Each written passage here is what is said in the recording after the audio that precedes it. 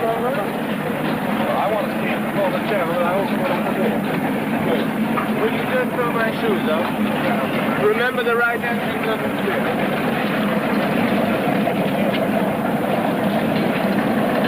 Je regrette, j'ai du retard, mais avec la mer qu'il y a... Thank you. No, comandante a posto. The Aga Khan, 28 years old and very likely the most eligible bachelor in the world. He's the Imam, the spiritual leader of the Ismaili sect of the Muslim religion, 12 million people scattered over 22 countries. His wealth is so enormous that to calculate it is impossible. And since a good deal of it is held by him in trust for the Ismaili communities, any such calculation is pointless. He's certainly very rich. He's a direct descendant of Muhammad, but his mother is English. He's a Harvard intellectual and honors graduate. He's also an athlete and an Olympic skier. His father was Prince Ali Khan. It was his grandfather, the previous Aga Khan, who nominated him as his successor on his death in 1957. He tells his own story. The Imam, of course, is the spiritual leader of the community. The community is very mobile. They have always been mobile. Generally, the figure that is given is between 12 and 5 million. The Muslims are divided into two main branches, the Shia Muslims and the Sunni Muslims. I suppose one could compare it to the division in the Christian churches between Protestant and Catholic. The main difference is that the Shia accept the members of the Prophet's family as the rightful successors to the Prophet in his religious heritage. They do not attach to them the status of prophethood, of course. This is against the basic principle in Islam. My family and myself trace our family line back to the Prophet and are accepted, therefore, by the community as the Imams. My grandfather was born in Karachi, lived most of his lifetime in India, and was the first member of the family, I think, to ever visit Europe. During the whole of his lifetime, he studied Western techniques as a means of improving the standards of living of his own community. And at the end of his lifetime, he had immense responsibilities. He had been president of the League of Nations, a means of improving the standards of living of his own community. And at the end of his lifetime, he had immense responsibilities. He had been president of the League of Nations. He had had a very active public life. My grandfather had not traveled a great deal and had sent my father, my uncle, my brother and myself out to tour the Ismaili communities on his behalf. I think that every member of the family was prepared for the responsibilities which might come to them. I don't think that any member of the family knew who was going to be the Aga Khan. But the feeling, of course, when my grandfather died was one of immense responsibility, a deep consciousness that the whole of one's life as one had planned it had changed. I was no longer a student. I was 20 at the time, therefore a minor. But of course my whole status changed.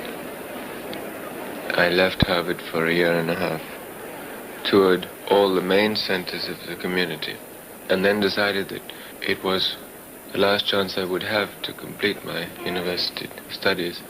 So I went back to Harvard and completed the year and a half in half a year. Of course, at the same time was handling community matters, which was a lot to do.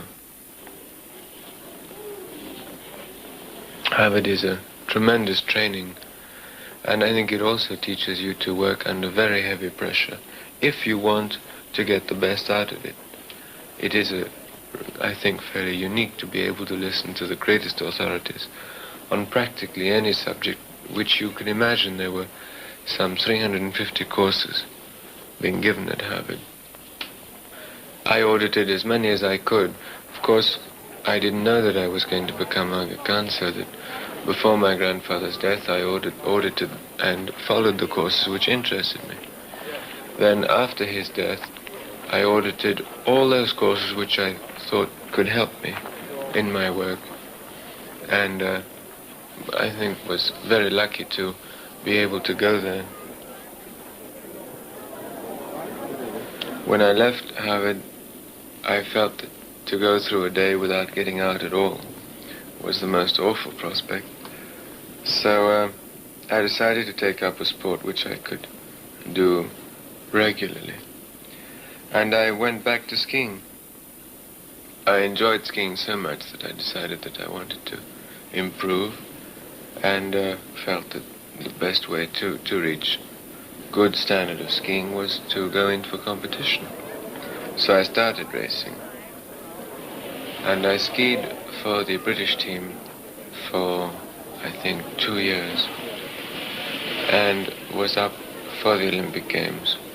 I did not train, nor did I ski with the purpose of skiing in the Olympic Games. Nor did I ski with the purpose of skiing in the Olympic Games. I skied because I wanted to improve the standards of my own standards of skiing, and because I enjoyed the sport.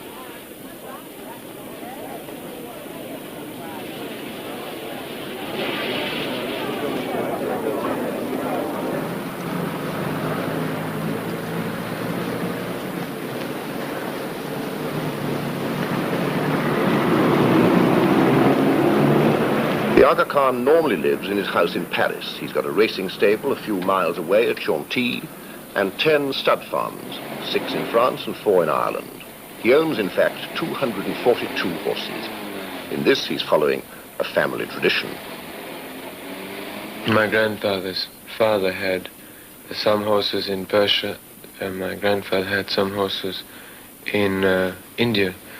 But it was only, I think, when he came over to Europe for the first time, and then, in fact, it wasn't even the first time, it was later on, that he got interested in horse racing and decided to build up a stable. And he built up a stable which I think was really an extraordinary achievement. The decision for me to take over the racing establishment was difficult. I have got a lot to do. To take over an establishment which had had immense success and which was as public as his horse racing was in itself a worry. I would have preferred not to take over the establishment at all than to take it over and see it dwindle and lose its vigor. So I hesitated. Added to that, I had very, very little interest in horse racing.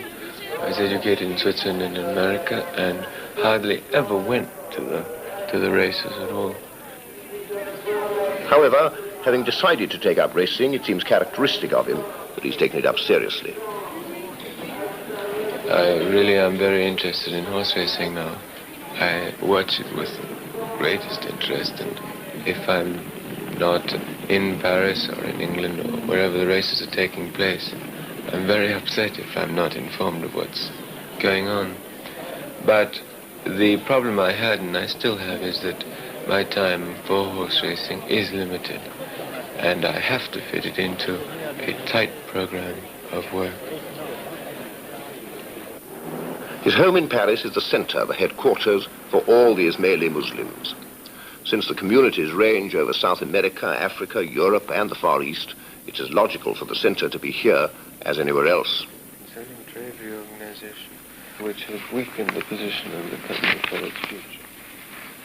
Anyhow, I think you should always be there. The fact that we live again in countries where the dominant faith is not the same as ours create everyday problems that have to be solved. And on most of these, the imam is, of course, consulted. Yes, that I think is absolutely excellent. But I think now that I have seen a number of points which he took with Pirani, in which he said that reorganization of trade wasn't this problematic. Today I would say that the imam's duties cover secular problems just as much as religious problems. The imam, and particularly my grandfather, and I have tried to keep up the tradition I have helped create schools all over the world, hospitals, insurance companies, banks, a complete fabric of institutions for the community to use and to better their standards of living. Since I have left Harvard, I've traveled every single year amongst the community. 1 journey or 2 journeys, 3 journeys, 4 journeys a year to the communities, depending on what the problems are and whether it is urgent that I should be there or not. But generally it would be visits to the schools or the hospitals or the sports centers or the mosque in the morning, appointments with leaders of that is planning development of the community in the future.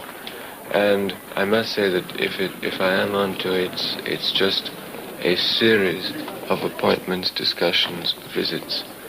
And it's very, very rough on everyone, including the members of the community who follow these tours, because in 2 months you cover an enormous amount of ground.